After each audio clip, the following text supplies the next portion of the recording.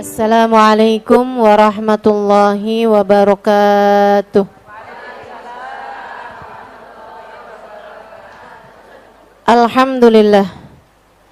Wassalatu wassalamu ala Rasulillah Muhammad ibn Abdillah wa ala alihi wa sahbihi wa man wala. Subhanaka la ilma lana illa ma 'allamtana innaka antal alimul hakim. Rabbi shrah li sadri wa yassir li amri wahlul 'uqdatan min lisani yafqahu qawli, amma ba'du. Alhamdulillah, kembali kita dipertemukan Allah Subhanahu wa taala dalam majelis yang mulia ini, dan sebelumnya kita akan awali seperti biasanya dengan membaca niat belajar bersama-sama. Mudah-mudahan ilmu kita pada hari ini menjadi ilmu yang bermanfaat, ilmu yang tak hanya didengar dengan telinga kanan kemudian keluar dari telinga kiri, akan tetapi menjadi ilmu yang didengar oleh kedua telinga kita, disimak dengan sepenuh pemikiran kita, Allah turunkan menjadi cahaya dalam hati kita, memandu seluruh anggota tubuh kita untuk membuat kita melewati hari-hari kita hidup di dunia dengan berbekal ilmu, dengan berbekal cahaya, insya Allah. Bismillahirrahmanirrahim. Nawaitu ta'allum wa ta'lim wal naf'a wal intifa' wal dhakarah wal tadhkir wal ifadah wal istifadah wal hidha ala tamasuk bi kitabillah wa sunnati rasulillah sallallahu alaihi wa alihi wa sallam wa du'a ilal huda wa dilalata alal khair ibtigha'a mardatih wa qurbih wa thawabih wa husnil khatimah ma'al lutfi wal afiyah wa salahil akibah birahmatika ya arhamar rahimin. La hadratin Nabi Muhammad sallallahu alaihi wasallam wa alihi wa sahbihi wa azwajihi wa dzurriyyati wa ahli baiti wa sallim wa jamil anbiya wal mursalin wa ulul kauni ajma'in. Wa nahususan la sayyidina al muhajirin lallah Ahmad bin Isa Fakil Muqaddam Muhammad bin Ali Balawi, Sayyidil Habib Abdurrahman Asgaf, Sayyidil Habib Abdullah bin Abu Bakar Al-Aidarus, Fakhril Wujud Al-Syekh Abu Bakar bin Salim, wa usulim wa furim tumaira sahib ratib Abdullah bin Al-Haddad sahib hadal kitab, wa ila ruhil Habib Ahmad bin Zain Al-Habshi, Habib Ali bin Muhammad Al-Habshi, wa jami sadatina Ali Abi Alawi ajma'in, thumma ila ruhi Sayyidina Syekh Abdul Qadir Al-Jailani wa Sayyidina Syekh Al-Ghazali Muhammad bin Muhammad Al-Ghazali At-Tusi, thumma ila arwai arbatil a'immatil mujtahidin wa mughalidin fid din, ulama amilin, fuqaha al-muhaddisin wal Qur'an mufassir wal mufassirin wa sadatis sufiyatil muhaqqiqin ajma'in, anna Allah yaghfir lahum wa yarhamuhum wa ya'li darajatin fil jannah wa yanfa'una barakatihim wa asrarihim wa anwarihim wa ulumihim wa nafahatihim fid din wad dunya wal akhirah. Al-Fatihah.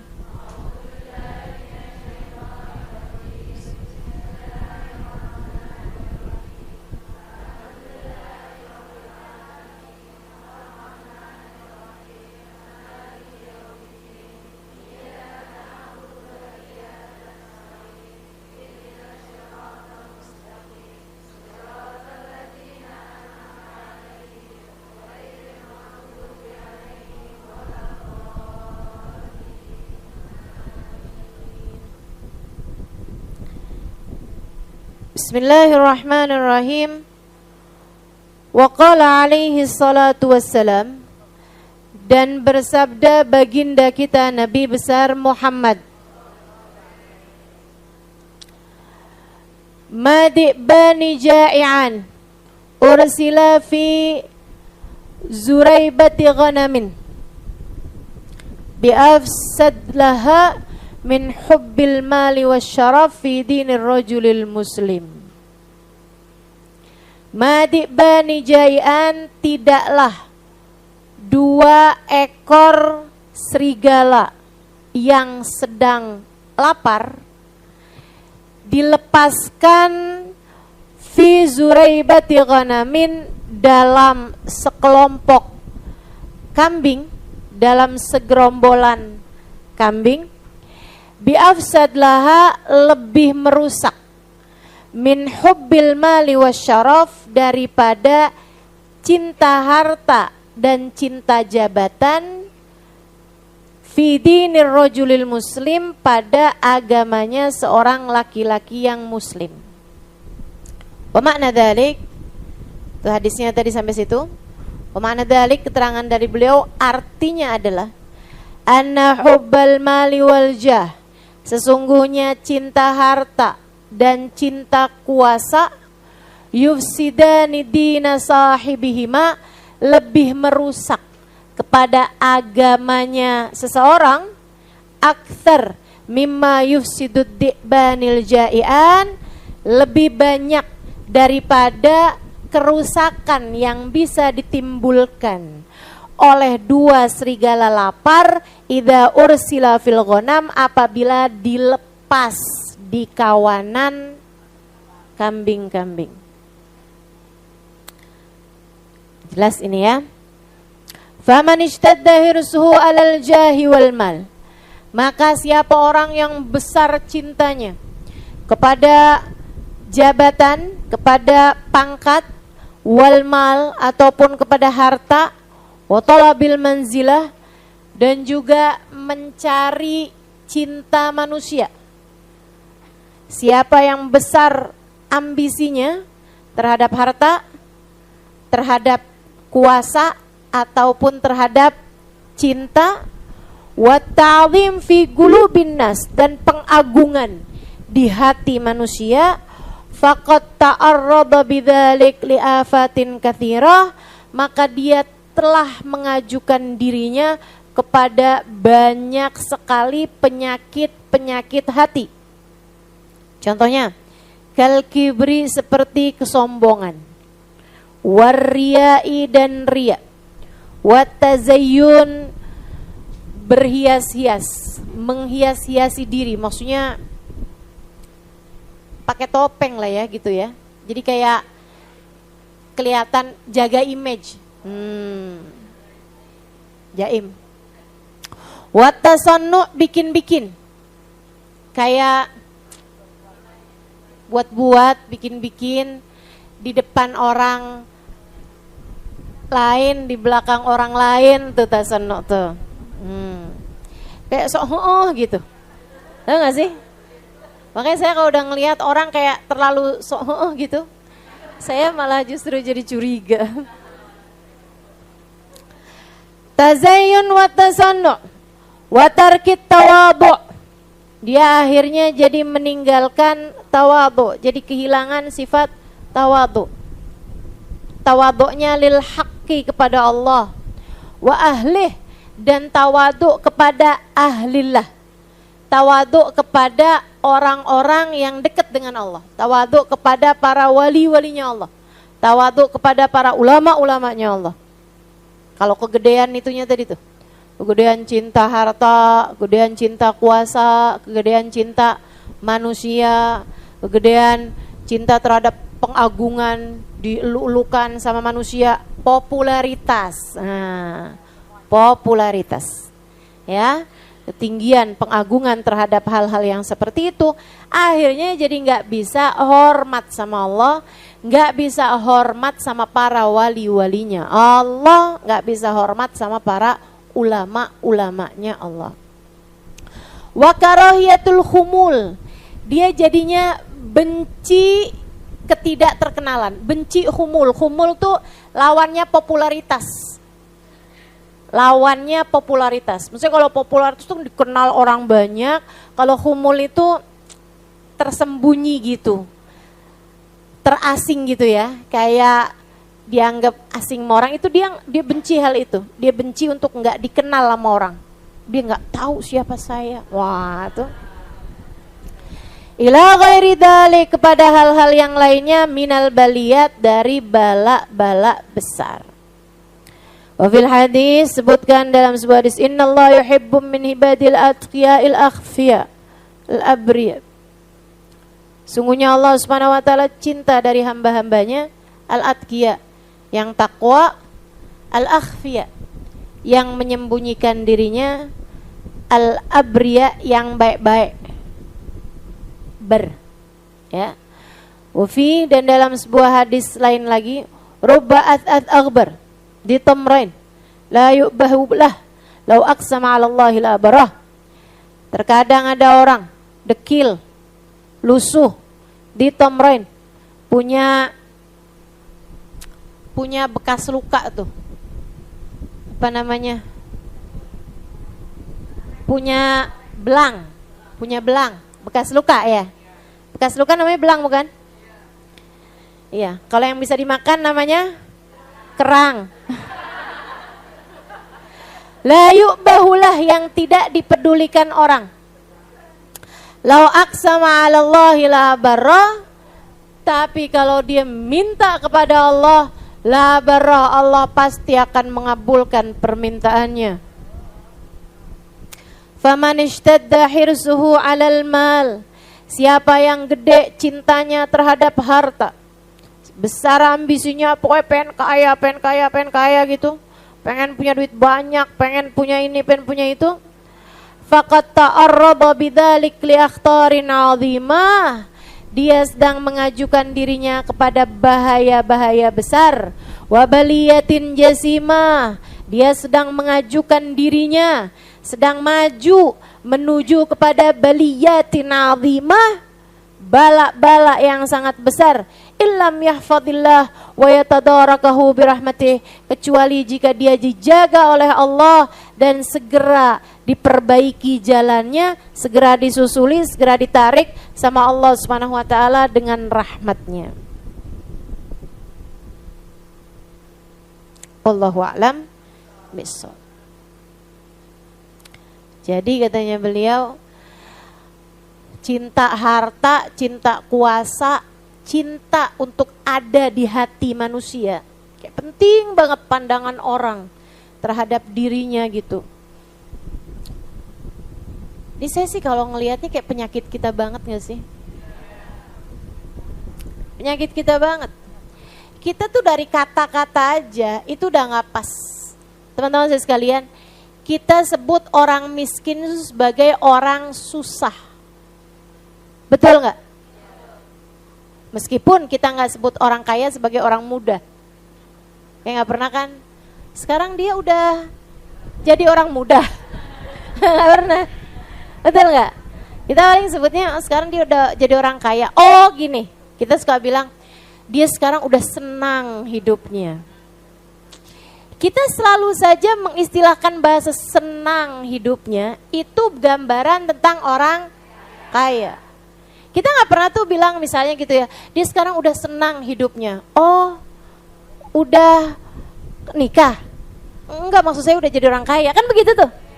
Nikah aja tuh kalah loh dalam urusan membahagiakan atau menyenangkan hidup orang lebih daripada urusan harta. Kecuali kalau dia kawinnya itu udah dapet orang kaya gitu.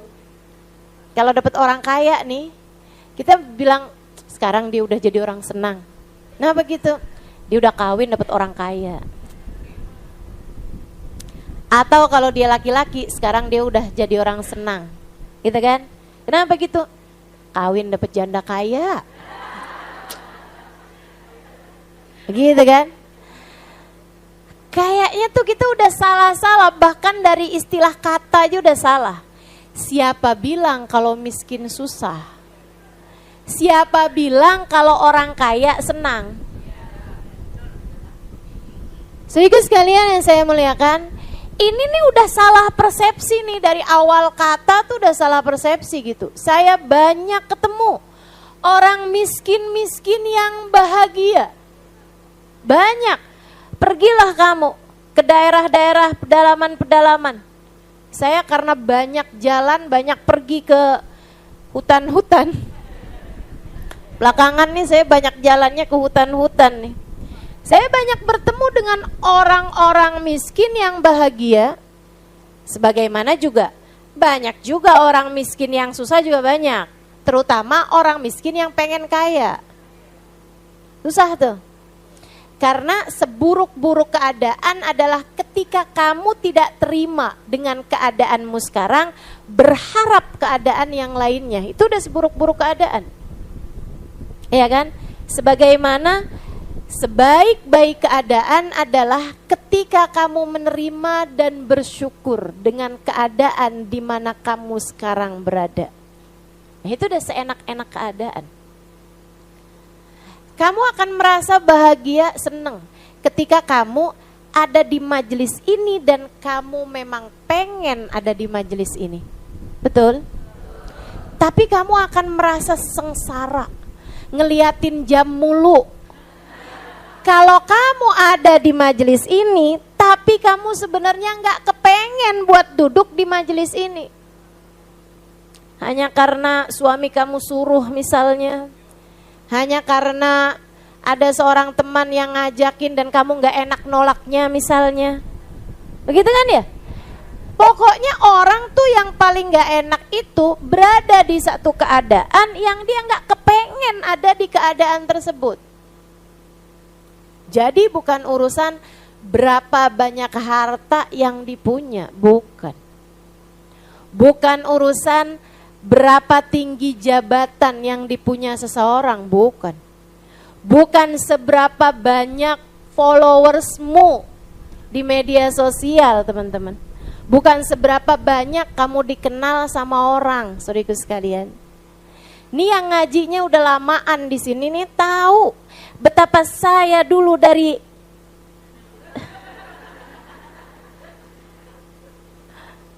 ya Kaida. Dari apa nih? Dari muda sampai tua. Dari nggak dikenal sampai katanya banyak orang kenal. Dari nggak dikenal sampai viral. Dari yang hadir di majelis ini hanya berapa orang sih, bisa dihitung dengan jari. Jari tangan sama jari kaki saya nih nggak full. Dari yang di atas ini nih cuman beberapa soft.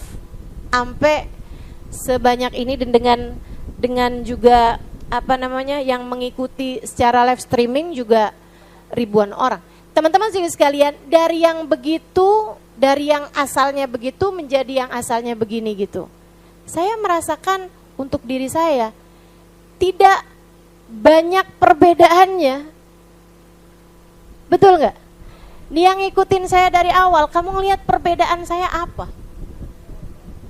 Nggak ada kan?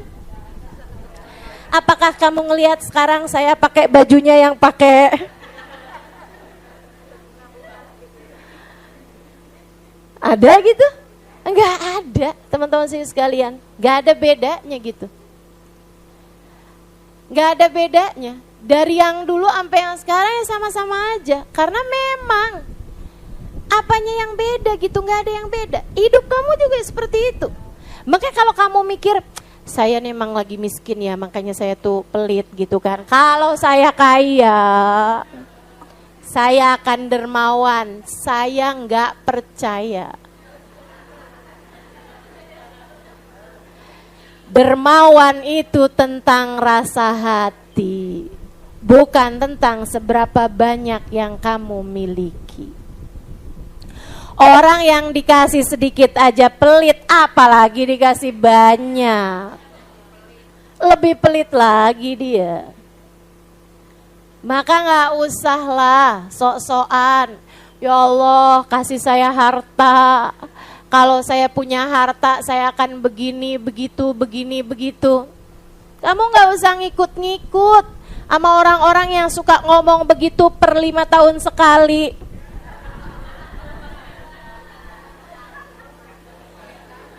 Janji-janji palsu.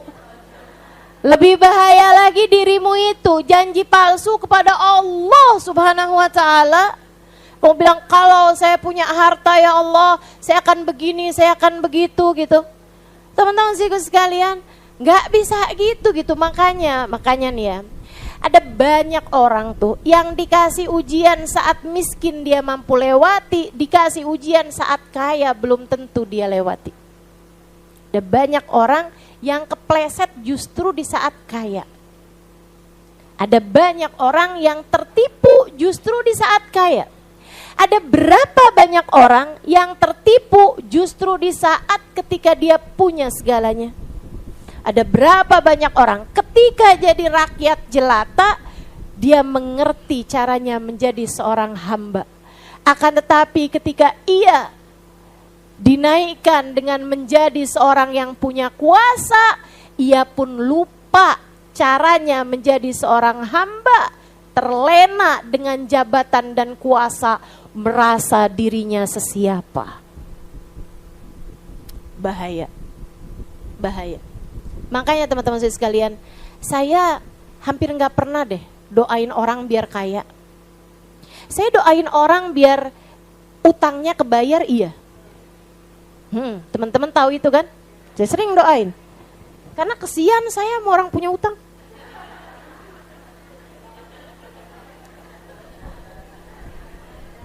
Tidur gak nyenyak. Sekalinya tidur mimpi didatengin.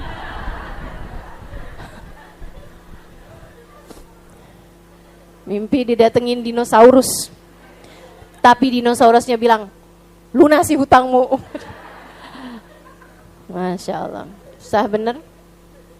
Makanya saya selalu doain gitu, orang punya utang biar bisa bayar utangnya. Tapi saya doain orang buat kaya, pernah denger gak? Gak pernah. Saya gak pernah doain orang buat kaya. Kenapa gitu? Kaya miskin tuh ujian. Sebagaimana ujian-ujian yang lain, saya juga gak akan doain kamu biar kena ujian. Betul gak? Saya gak akan doain kamu gitu, ya Allah ujilah dia ya Allah. Belum tentu sanggup melewatinya gitu. Makanya udahlah. Makanya seperti yang tadi, yang pernah beberapa waktu yang lalu saya sampaikan ya. Saya kalau ada orang minta itu, Ustazah doakan saya biar terpilih. Salah, ada jangan minta doa sama saya. Jangan minta doa sama saya gitu, urusan-urusan begituan. Karena kalau saya doain, bisa jadi gak terpilih. Kalau doa saya mustajab. Kenapa gitu? Karena saya mendoakannya untuk selamat dunia akhirat. Dan belum tentu punya kuasa bisa bikin orang selamat. Hisabnya tambah susah, hisabnya tambah susah. Teman-teman, hisabnya susah. Hisabnya jabatan tuh bukan main-main. Hisabnya jabatan tuh bukan main-main. Bahkan yang benernya aja nih, yang bener tapi dia gak adil. Bener nih, cuman maksudnya ada banyak hal yang dia gak kerjakan dengan sebagaimana mestinya gitu. Itu datang lewat jembatan dalam keadaan pincang. Itu yang bener jalaninnya gitu. Gimana yang haram-haram dikerjakan. Misalnya dia udah ngerjainnya tuh dengan benar, tapi ya ada aja kan namanya ketimpangan, ya kan? Mesti ada aja gitu. Nah itu aja bisa mungkin untuk datang di akhirat nanti dalam keadaan pincang. Apalagi kalau dia tertipu dengan jabatan. Udah deh, serem. Makanya sampai ketika ada seorang, ini perlu nih saya sampaikan, karena ini kan lagi masa-masa orang berebut-rebut jabatan nih. Saya sih bilangin ini buat ibu-ibu nih ya, biar nggak nyalon.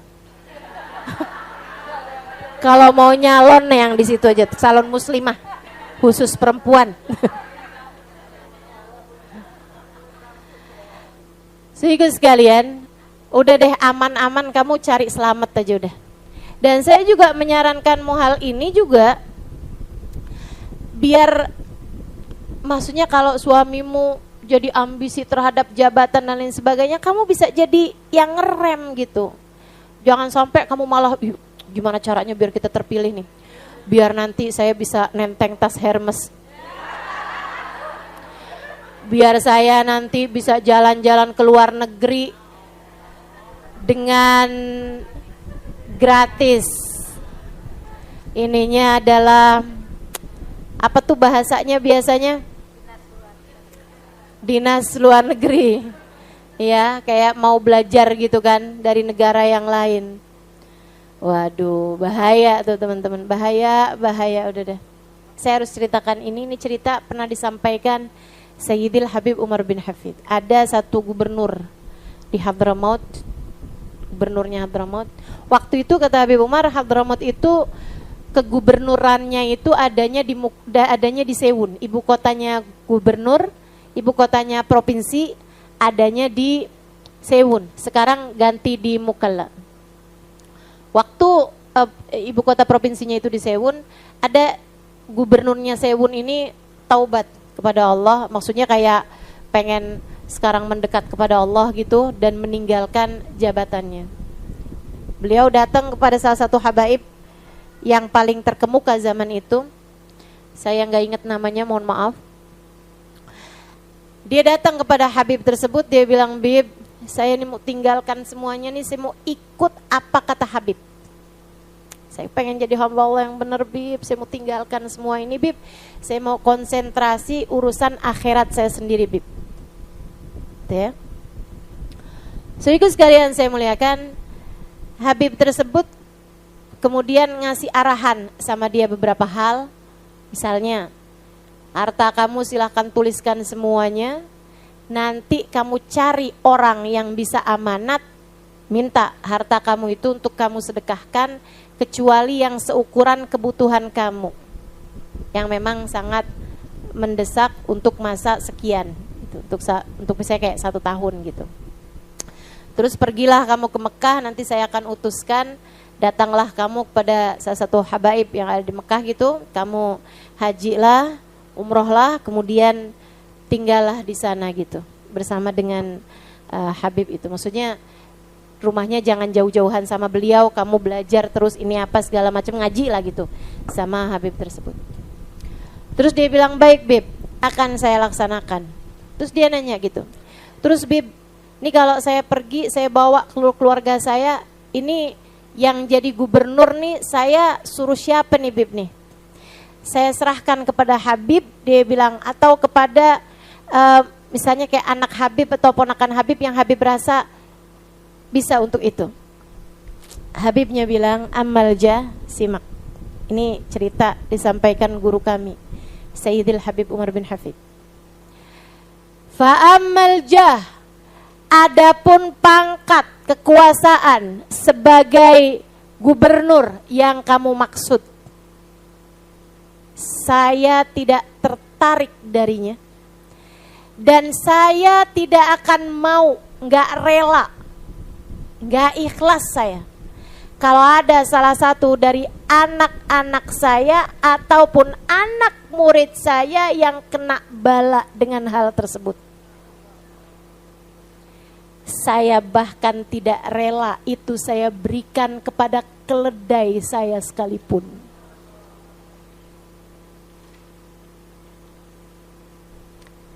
Dia bilang, "Jadi kamu lihatlah orang-orang di sekelilingmu itu yang mau. Kamu lihat di antara mereka siapa yang paling amanat, serahkan itu kepadanya. Beristikharahlah sebelumnya, minta petunjuk Allah, kemudian serahkan hal tersebut padanya." Jadi teman-teman saya sekalian, kamu jangan berpikir, wah kalau orang baik-baiknya gak ada yang pada mau jadi pejabat, nanti orang jahat-jahat semua ustazah. Mungkin ada yang jadi mikir kayak begitu, ya kan? Teman-teman saya sekalian, tenang aja, ada banyak kok yang mau repot. Saya cuman berharap kamu, saya, dan orang-orang yang kita cintai gak usah repot-repot gitu. Gak usah repot-repot ngambil bagian yang sangat rentan tersebut, sangat berpotensi untuk membuatmu celaka tersebut. Sambilan kita doakan yang terpilih di antara para pejabat-pejabat kita adalah orang-orang yang bisa mengemban amanat dengan cara yang baik. Kan gitu. Nggak usah khawatir, nggak ada yang mau. Dari zaman dulu sampai zaman sekarang yang mau sama kekuasaan banyak.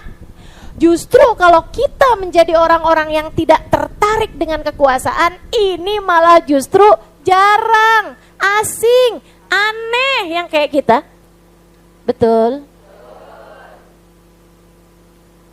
Saudara sekalian saya muliakan, kira-kira kalau saya nyalon kepilih nggak?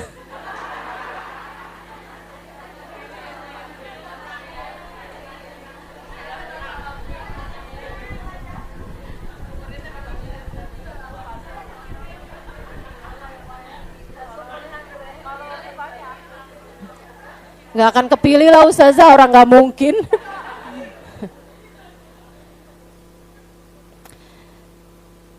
Kami bahkan tidak rela hal itu kami berikan kepada keledai kami.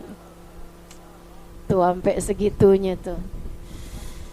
Ya Allah, mudah-mudahan Allah selamatkan kita semua. Amin ya rabbal alamin. Emang apa ya? Potensi sombong, potensi hal-hal kayak gitunya tuh besar banget teman-teman. Belum lagi potensi dosa, potensi suap, potensi korupsi, potensi apa lagi? Pokoknya ada semua banyak banget tuh dosa-dosanya tuh. Potensinya tuh banyak banget gitu. Makanya emang udahlah bismillah insyaallah. Kita hidup sebagai rakyat jelata aja. Kita nih ya, dihisab sama Allah atas tanggung jawab kita sendiri aja nih. Belum tentu lulus loh. Belum tentu lulus.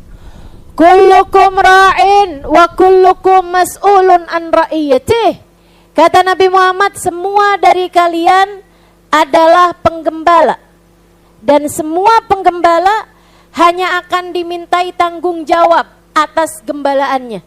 Itu kata Nabi Muhammad, kullukum ra'in, kullukum mas'ul an ra'iyatih. Maksudnya gimana Rasul? Seorang ayah akan dimintai tanggung jawab dari istri dan anak-anaknya. Seorang majikan hanya akan dimintai pertanggungjawaban terhadap orang-orang yang bekerja di bawahnya. Sehingga sekalian, ibu akan dimintai pertanggungjawaban terhadap anak-anaknya. Datang seseorang kepada Nabi Muhammad, ya Rasulullah, saya tidak punya istri, saya tentu saja nggak ada anak, saya seorang perempuan katanya Bapak. Datang seorang perempuan kepada Nabi, dia bilang, ya Rasulullah, saya seorang perempuan, saya udah nggak punya suami, saya nggak punya anak. Berarti saya nggak akan dimintai pertanggungjawaban atas apapun kan wahai Rasul? Takut dia. Kata Nabi Muhammad, sesungguhnya matamu adalah amanat. Allah akan mintai pertanggungjawaban atas apa yang diperbuatnya. Sesungguhnya tangan kakimu adalah amanat. Allah akan mintai pertanggungjawaban atas apa yang diperbuat oleh keduanya. Sesungguhnya lisanmu adalah amanat. Allah akan bertanya tentang apa yang kamu gunakan dengannya. Sesungguhnya waktu yang Allah berikan kepadamu adalah amanat. Allah akan pertanyakan kepadamu bagaimana kamu menggunakannya. Ini andai gak punya banyak harta, kita akan dimintai pertanggungjawaban atas waktu kita, atas anggota tubuh kita. Ini aja kita belum tentu selamat teman-teman saudaraku sekalian. Ini aja kita belum tentu selamat. Masya Allah. Inna sam'a wal basara wal fuada kullu unaika kana anhu mas'ula. Nabi Muhammad kemudian membacakan firman Allah Subhanahu wa taala yang tadi saya baca. Sesungguhnya sama pendengaran, wal basar penglihatan, wal fuad rasa hati. Kullu ulaika kana anhu mas'ula. semuanya akan dimintai pertanggungjawabannya oleh Allah Subhanahu wa taala. Mudah-mudahan selamat semuanya.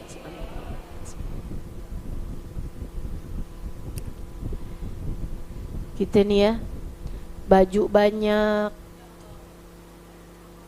betul gak? Sendal banyak, sepatu banyak, tas banyak.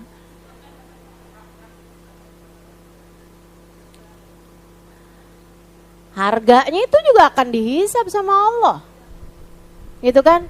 Biar kata murah juga semuanya akan dihisab sama Allah. Kamu ngambil lebih daripada apa yang kamu perlukan gitu.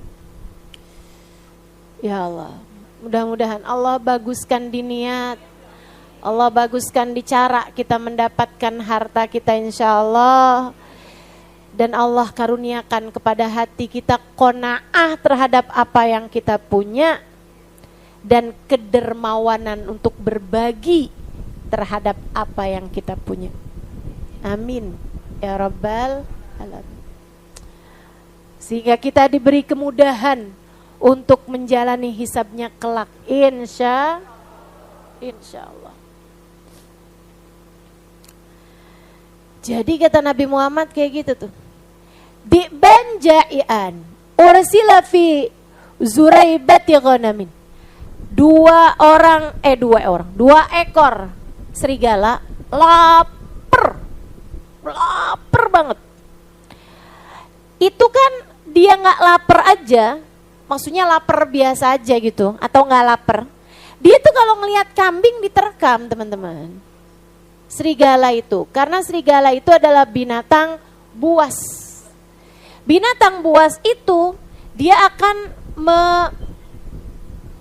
menerkam atau apa sih namanya? Iya, memangsa. Ya. Saya gaya nggak tuh? Ingat bahasa Arabnya nggak? Ingat bahasa Indonesianya? Saya ingat bahasa Arabnya gitu ya, bahasa Indonesianya memangsa. Sehingga sekalian dia akan memangsa binatang-binatang yang lebih lemah daripada dia, kayak kambing, kucing, ayam gitu kan. Serigala nih, kelinci gitu, kancil. Nah itu dia akan memangsa binatang-binatang tersebut, bahkan tidak dalam keadaan lapar. Nah ini nih lapar banget. Ceritanya dia bisa berada di kawanan serigala, di kawanan kambing. Waduh, udah tuh. Siap-siap aja tuh. Entar yang ini pincang kambingnya, yang satu lagi mati, yang satu lagi, pokoknya udah ngerusak tuh. 2 ekor serigala itu tadi merusak kawanan gerombolan kambing-kambing, sebab dia sedang sangat lapar. Kata Nabi Muhammad, tuh ibaratnya 2 ekor serigala itu, yang satu harta, yang satu kuasa. Si kambing-kambing itu ibaratnya agama seseorang. Ibadah kamu, hubungan kamu sama Allah, hubungan kamu sama Rasulullah, hubungan kamu sama orang tua, hubungan kamu sama saudara, kebaikan hati kamu, keadaan hati kamu, ilmu kamu gitu. Ibadah kita nih yang kita persiapkan buat menghadap Allah Subhanahu wa taala. Begitu kemasukan cinta harta, cinta kuasa, dirusak agama kita lebih daripada dirusaknya kawanan gerombolan kambing tadi oleh 2 ekor serigala yang sedang kelaparan. Tungguin aja, rusak semuanya. Jadi sekalian, hubungan sama Allah rusak, hubungan sama Nabi Muhammad rusak, hubungan sama orang tuanya banyak juga yang jadi rusak, hubungan sama pasangannya, sama rumah tangganya banyak juga yang rusak, hubungan sama ulama banyak juga yang rusak. Nih hubungan-hubungan nih banyak yang jadi rusak. Banyak hubungan rusak antara saudara sama saudaranya. Teman-teman sekalian, coba nih saya tanyain, Berapa banyak sih yang dirusak karena misalnya saya sebel sama saudara saya. Kenapa? Hafalan Qur'annya lebih banyak daripada saya. Ada yang begitu? Nggak pernah. Saya nggak pernah lihat kayak gitu. Saya nggak pernah lihat kayak gitu. Saya ini sebel banget sama saudara saya. Kenapa? Tahajud dia lebih lama daripada saya. Saya kesel banget. Pokoknya mulai sekarang saya nggak akan tegur dia lagi. Kenapa gitu? Soalnya dia baca Quran lebih banyak daripada saya. Ada yang begitu? Itu orang kalau ada yang kayak begitu namanya PA. Ya aneh-aneh punya saudara ahli ibadah, punya saudara orang yang berilmu misalnya gitu kan. Saya sebel sama saudara saya karena saudara saya lebih ngerti, lebih pinter daripada saya. Ya kalau kamu punya saudara lebih pinter, enak kan nanyanya dekat. Kan begitu. Sehingga sekalian saya gak pernah lihat tuh yang begituan. Akan tetapi berapa banyak kita dengar. Berapa banyak kita dengar, jangan sampai kamu salah satunya. Jangan sampai kamu salah satunya. Yang kepisah dari saudara, saling benci sama saudara gara-gara rebutan harta. Gara-gara rebutan warisan, sampai bisa jeblosin saudaranya ke penjara. Kamu muslim, kamu muslimah, teman-teman saudaraku sekalian. Jangan mau jadi orang kayak begitu. Jangan mau hidupmu dirusak sama harta. Jangan mau hidupmu dirusak sama kekuasaan, sama jabatan. Tidak ada yang lebih berharga daripada agamamu. Tidak ada yang lebih berharga daripada hubunganmu dengan Allah Subhanahu wa ta'ala. Gak ada harga yang cukup untuk membayar kehilanganmu terhadap saudaramu, meski harta seisi dunia sekalipun. Karenanya berulang saya sampaikan padamu, kalau ada saudaramu merebutkan warisanmu, kasih. Kenapa gitu? Karena lebih baik kehilangan harta daripada kehilangan saudara. Harta bisa dicari, teman-teman. Harta bisa dicari. Tenang, Allah kalau lihat hatimu mau melepaskan sesuatu yang diperebutkan saudaramu, kamu lepaskan hal itu, kamu berikan kepada saudaramu dalam keadaan halal. Lillahi ta'ala, karena Allah Subhanahu wa ta'ala. Hatimu lega kamu berikan kepada saudaramu, lillahi ta'ala, karena Allah Subhanahu wa ta'ala. Mustahil Allah tidak menggantikan untukmu dengan yang lebih baik. Mustahil. Saya menjaminkannya untukmu. Saya menjaminkannya untukmu, saudaraku sekalian. Percayalah jaminan saya. Ada orang-orang yang mau merebut hartamu dari orang-orang yang dekat denganmu. Ayahmu misalnya, anakmu misalnya gitu kan, kasih. Lebih baik kehilangan harta daripada kehilangan keluarga. Lebih baik kehilangan harta daripada kehilangan keluarga. Jelas ya? Berat bener Ustazah. Kan mau naik kelas. Memang gitu kok. Kan mau naik kelas. Alhamdulillah si Ustazah, keluarga memperebutkan harta sih gak ada Ustazah. Yang ada adalah saya. Kamunya gitu memperebutkan harta. Ya Allah, jangan dong. Jangan. Itu nyeselnya sampai ke ubun-ubun, teman-teman. Nyeselnya tuh nyesel-nyeselnya tuh. Pokoknya jangan. Nih ya, terhadap urusan warisan. Nih saya bilangin nih. Ya ini nyata nih. Ini pengalaman beneran disampaikan oleh guru-guru kami. Dan memang kita lihat juga dalam keseharian kehidupan umat manusia nih. Harta warisan itu kalau dibagi dengan cara yang benar, ya, dengan yang sudah diaturkan Allah, semua menerimanya dengan hati sukarela, lapang dada.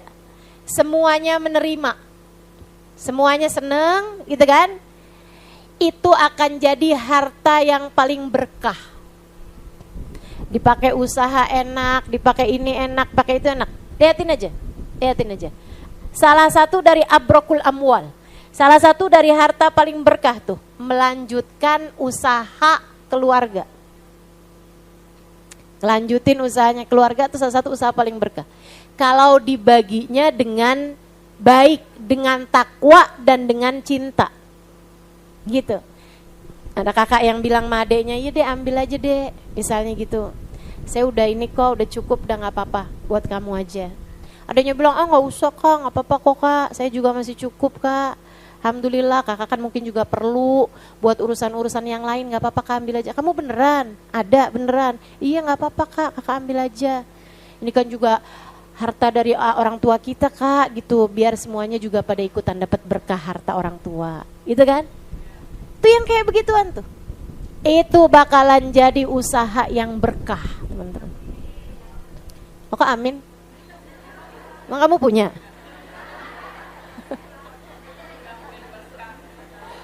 Pokoknya ibu-ibu nih ya, asal dengar kata berkah, surga, terserah konteksnya apa, yang penting amin dulu dah.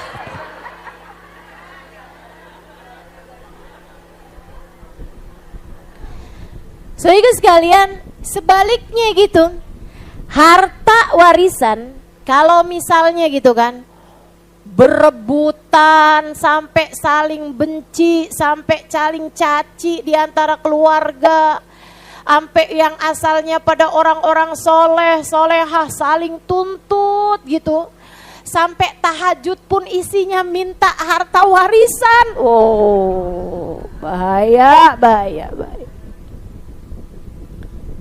tuh.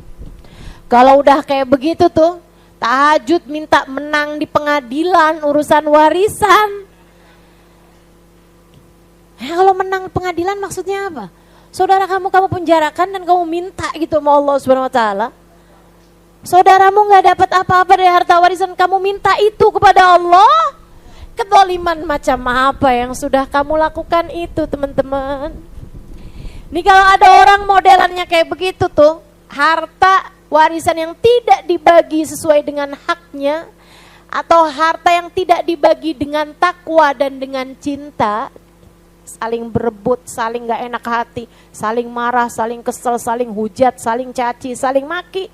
Nah kalau yang kayak begitu tuh modelannya tuh, itu panas teman-teman saudara sekalian hartanya. Dan kalau harta udah panas kayak begitu, bukan hanya ia akan hancur, akan tetapi ia akan menghancurkan harta-harta yang lainnya. Liatin aja.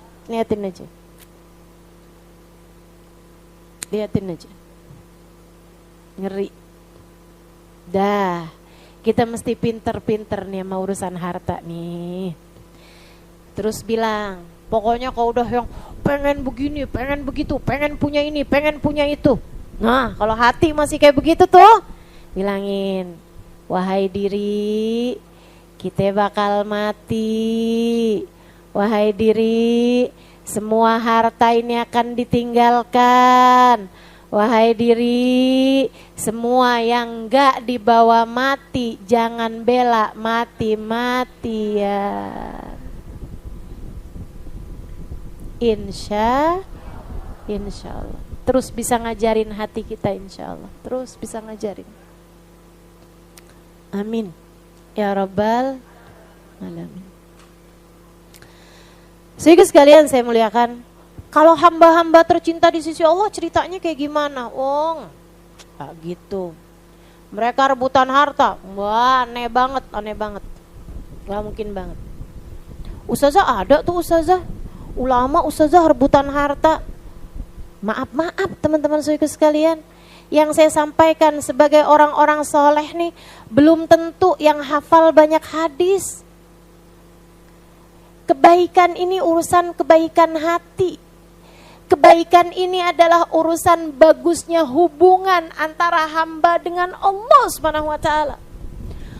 Orang yang pandai, orang yang baik, dalam pemikiran kami, dalam pemikiran saya yang sudah saya ambil dari para guru-guru saya, adalah orang yang baik menjadi hambanya Allah. Yang kata Allah dalam Al-Quran, wal mu'minuna asyaddu hubban lillah. Wal mu'minuna asyaddu hubban lillah. Saya kalau baca ayat ini saya sedih bener sama diri saya sendiri. Saya kayak yang, kok saya belum masuk ya dalam ayat ini gitu. Allah bilang wal mu'minun, orang yang beriman, kamu termasukkah di situ? Cirinya adalah asyaddu hubban lillah, gede cintanya kepada Allah. Dia akan serahkan apapun buat Allah. Dia akan jadikan seluruh waktunya, seluruh hartanya, seluruh tenaganya, seluruh pemikirannya buat Allah, buat agama Allah. Kita masih cinta sama dunia, masih cinta sama harta, masih cinta sama manusia yang seringkali lebih besar daripada cinta kita kepada Allah. Kita disuruh sedekah masih hitung-hitungan. Kita disuruh tahajud masih ngantuk. Kita disuruh baca Al-Quran masih males-malesan. Kita disuruh baca zikir masih musim-musiman. Muslimkah kita? Mukminahkah kita? Mukminah tuh kata Allah, orang mukmin tuh wal mu'minuna asyaddu hubban lillah. Orang beriman gede cintanya, bukan kepada harta, bukan kepada jabatan, bukan kepada cinta manusia, enggak ada. Gede cintanya kepada siapa? Kepada Allah. Mudah-mudahan Allah ajarin kita terus jadi hambanya yang solehah insyaallah. Teman-teman sekalian, ada salah satu kisah yang berulang kali dikisahkan Sayyidil Habib Umar bin Hafid ketika saya belajar di kota Tarim dulu itu, tentang sebuah kota di Hadramaut namanya Shibam. Alhamdulillah kami juga berulang kali datang ke sana. Salah satu kota yang indah dengan bangunan-bangunan yang antik. Jadi sekalian, Shibam itu kotanya tuh rumahnya gede-gede.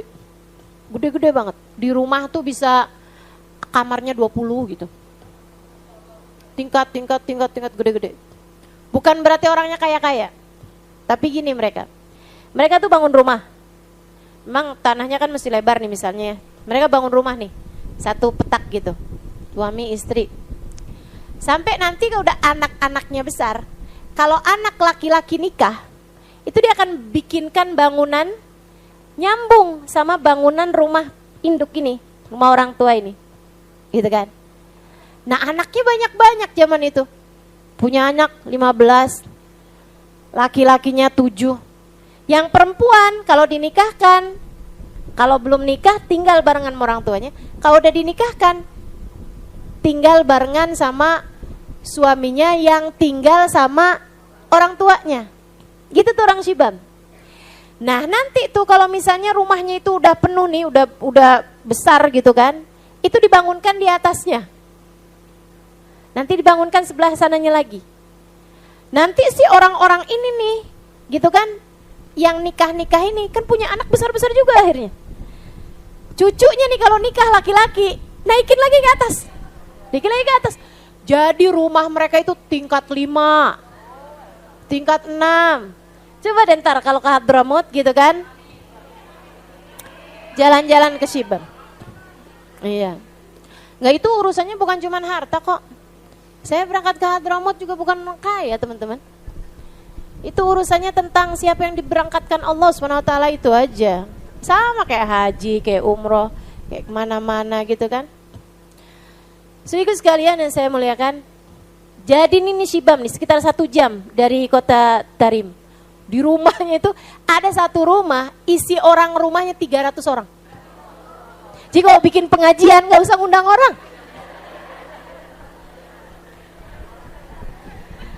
Tapi juga enak ya, gak usah dikumpulin semuanya, pasangin aja mikrofon. Di semua ruangan gitu kan. Assalamualaikum warahmatullahi wabarakatuh. Mari kita ngaji ya anak-anak. Udah full 300 orang satu rumah. Ini antik banget nih Shibam. Shibam doang tuh yang kayak gitu tuh. Yang lain-lain nggak terlalu kayak gitu juga gitu. Sehingga sekalian, nah di Shibam nih beberapa tahun lalu, ini ceritanya nih ya. Kalau yang tadi tuh bukan cerita yang disampaikan Habib enggak. Saya lihat sendiri gitu kan. Saya heran gitu. Lu rumah orang gede-gede amat ya. Ternyata 3 generasi. Dari kakek ke anak ke cucu, dan cucunya juga udah berkeluarga gitu, 3 generasi tinggal di situ. Nah, teman-teman saya sekalian, yang diceritakan Sayyidil Habib Umar, dan ini berulang kali, bolak-balik, bukan 1 kali pertemuan gitu. Kayak saya kan juga sering ada beberapa cerita yang saya sampaikan berulang-ulang. Bisa jadi itu karena penting ceritanya, sangat menginspirasi, perlu untuk didengar. Bisa juga karena ibu itu butuhkan pelupa. Jadi nggak apa-apa, kapan aja boleh cerita. Dulu nggak tahu, sekarang lupa. Nah ini nih, Sayyidil Habib Umar bercerita, dulu di Shibam ada salah satu wali min auliyaillah, saya lupa namanya. Di zaman sekitar 50-60an tahun yang lalu. Itu teman-teman sekalian, ada seorang hakim di Shibam. Dia itu ditugaskan jadi hakim, tapi nggak pernah mengadili siapapun. Jadi dia kayak ngerasa makan gaji buta gitu. Karena permasalahannya umat selesai dengan ayat Al-Quran yang memerintahkan orang untuk islah dzatul bain wa aslihu dzata bainikum. Berbaik-baiklah, berdamai-damailah bersama dengan saudara-saudari kalian. Yang damai, yang enak, yang adem. Jadi setiap kali ada masalah, astagfirullah, kan Allah bilang fa aslihu dzata bainikum. Dah, gitu. Saya maafin, deh gitu aja tuh. Ini masalah orang Shibam nih. Sampai si hakimnya ini nih jadi ngerasa kayak makan gaji buta. Saya ini dibayar tiap bulan gitu. Akan tetapi kok saya ini nggak pernah kerja gitu. Saya kangen juga pengen kerja nih. Sampai satu hari ada orang yang mengajukan tuntutan. Datang ke meja pengadilan. Waduh, girang banget ya. Alhamdulillah. Akhirnya saya nggak jadi makan gaji buta. Itu udah berbulan-bulan nganggur tuh dia jadi hakim. Jadi dia pun bikinlah meja pengadilan gitu kan, dipakai tuh ruangannya tuh, ruangan pengadilan kota Shibam. Ada penuntut, ada tersangka gitu ya. Ya, ada penuntut, ada tersangka, terdakwa, belum tersangka dong, terdakwa. Ada penuntut, ada terdakwa, ada saksi-saksi, ada juri, gitu ya. Nah, ada pembela, ya. Ada saksi, ada pembela, sama ada hakim. Hakim inilah yang memutuskan. Teman-teman saya sekalian, jadi sidang pun dimulai. Silahkan siapa nih penuntutnya nih? Saya Pak Hakim. Ya silahkan Pak. Jadi gini ceritanya nih Pak Hakim. Saya ini Pak Hakim sebagai pihak pertama. Saya ini beli tanah Pak Hakim sama pihak kedua. Bapak ini nih terdakwa. Oh iya. Terus Waktu saya udah selesai nih Pak Hakim, belinya nih udah saya tanda tangan semuanya nih, udah lengkap nih. Udah kan jadi milik saya nih Pak Hakim tanahnya kan. Saya bangun dong Pak Hakim. Waktu saya bangun, kan saya beli tanah nih Pak Hakim ya, inget ya, saya beli tanah nih kan. Saya beli tanah aja loh Pak Hakim. Saya bangun tuh tanah, kan saya gali nih Pak Hakim. Tahu-tahu cangkul saya nih kena barang keras Pak Hakim. Saya pun lihat, ternyata Pak Hakim saya buka ada kotak di dalamnya. Kotaknya saya buka isinya emas Pak Hakim. Kan saya cuman beli harta, cuman beli tanah Pak Hakim. Dan saya udah bayar nih kan karena saya beli tanah nih. Jadi si emas itu tadi Pak Hakim, saya bawa ke rumah dia dong. Ke rumahnya dia nih Pak Hakim. Dia gak mau Pak Hakim. Gak bisa gitu dong ceritanya. Pak Hakim tinggal yang gimana?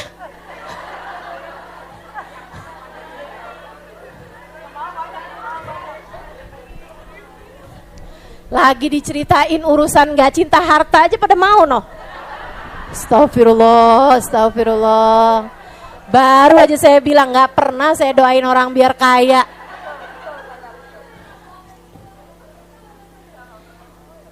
Akhirnya Pak Hakimnya nanya udah, betul apa yang didakwakan? Betul Pak Hakim. Sekarang saya akan mendengar dari sebelah kamu nih. Gini Pak Hakim, kan saya udah jual Pak Hakim tanahnya.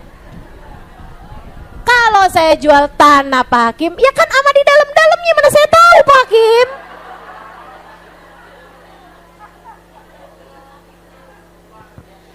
Kalau ada apa-apa itu kan metu harta ama tuh tanah, ya saya mana nggak tahu Pak Hakim.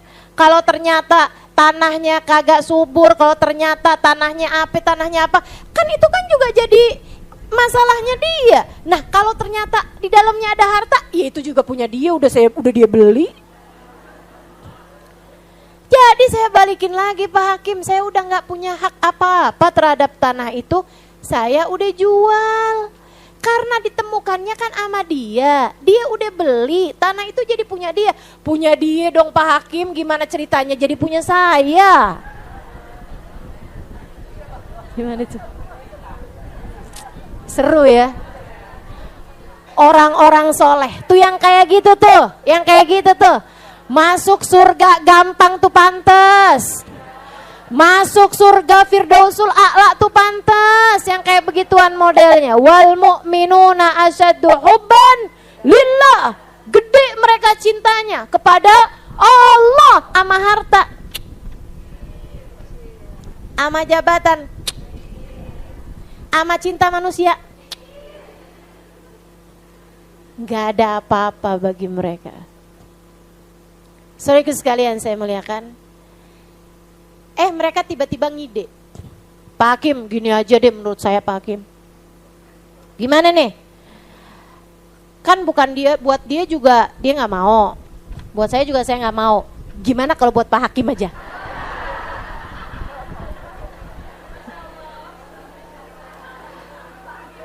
Hakimnya teman-teman, ini coba nih ya, biar yang demen-demen di suap apa tuh biar denger juga nih cerita kayak beginian nih. Ini kan cerita-cerita yang kayak beginian nih jadi obat, jadi vitamin buat akal kita, jadi vitamin buat hati kita, biar ngerti caranya jalanin kehidupan teman-teman sekalian, yang akan segera kita tinggalkan dengan kita masuk ke dalam alam kuburan kita nanti. Ini cerita yang kayak beginian nih jadi vitamin gitu. Tapi kamu kalau buka cerita sekarang di televisi isinya kayak begitu. Orang rebutan harta, orang korupsi, orang rebutan jabatan, orang saling jelek-jelekin si ini si itu segala macem. Aduh udah deh. Saya sih gak mau nambah pusing, saya gak mau tuh buka berita. Suami saya masih kadang suka buka tuh berita-berita. tapi di mute sama dia suaranya.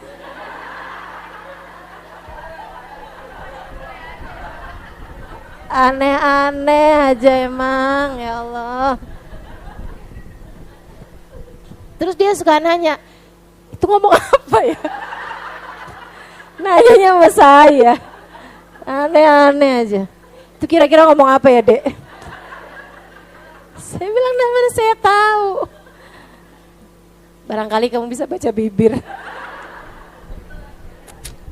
Kocak. Saudara sekalian, saya muliakan. Jadi kata mereka, gimana kalau buat Pak Hakim aja? Kata hakimnya, ya Allah, satu nggak mau bala, yang satu nggak mau bala, kalian mau timpakan balanya buat saya? Keren, keren. Cara nilai hartanya keren, keren. Pengen tuh saya jadi orang keren-keren macam mereka. Pengen saya. Saya nggak pengen jadi orang-orang keren yang orang-orang sebut keren itu. Apa? Oh, terbang pakai pesawat, duduknya di eksekutif, di bisnis. Keren menurut kamu? Enggak. Menurut saya enggak. Nyampainya sama aja.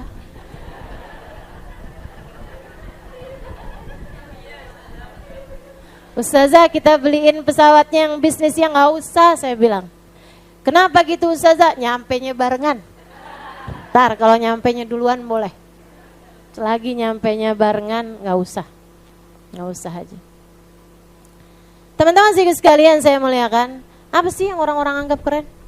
Saya nggak kepengen tuh keren-keren yang model begituan. Saya lebih tertarik untuk keren versi saya yang sudah diajarkan oleh guru-guru saya.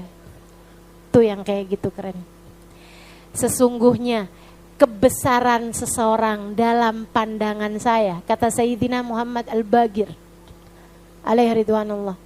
Saya lama tuh mikirin ucapannya baru ngerti. Lama gitu. Sesungguhnya besarnya seseorang dalam pandangan saya tergantung dari seberapa kecil dunia dalam hatinya. Bener banget. Itu keren yang sesungguhnya.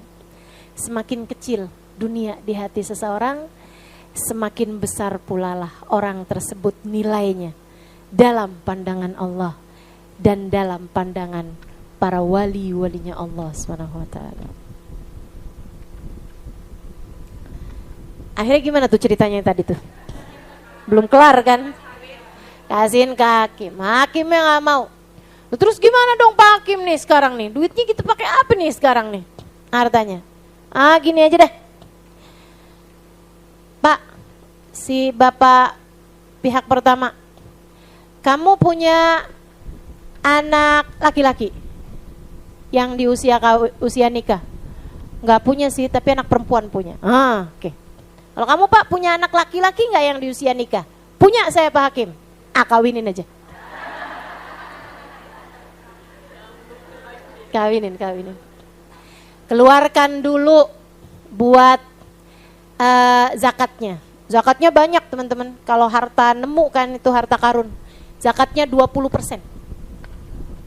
Keluarin dulu zakat. Nah nemu, ini kan gak ada ikhtiar apa-apa juga kan. Gitu. Jadinya zakatnya 20%. Buat orang Islam dong 20%. Nah itu menurut saya sih 50% aja juga pantas. Emang ya punyanya dia gitu. Malahan di negara kita malah peraturannya kan punyanya pemerintah ya. Ya kan ya? Nah itu ikut dah apa katanya peraturan negara di mana kita berada. Tapi kalau secara hukum Islam tuh itu namanya ma'din. Namanya tuh harta rampasan, harta temuan. Itu ada hukumnya tersendiri. Jadi zakatnya 20%. Dikeluarkan zakatnya dulu 20%, sisanya bikin dah kalian pesta pernikahan, suami istri nih kan, awinin, bikin pesta pernikahannya, kemudian bikinin rumah ini apa segala macam, pakai harta tersebut tuh buat anak-anak kalian itu. Ya udah deh kalau gitu Pak Hakim, iya deh kerjain tuh sama mereka. Itu juga nggak pakai pacaran dulu, ta'arupan segala macem. Udah cuma dikawinin aja tuh. Hamba-hamba tercinta di sisi Allah. Hamba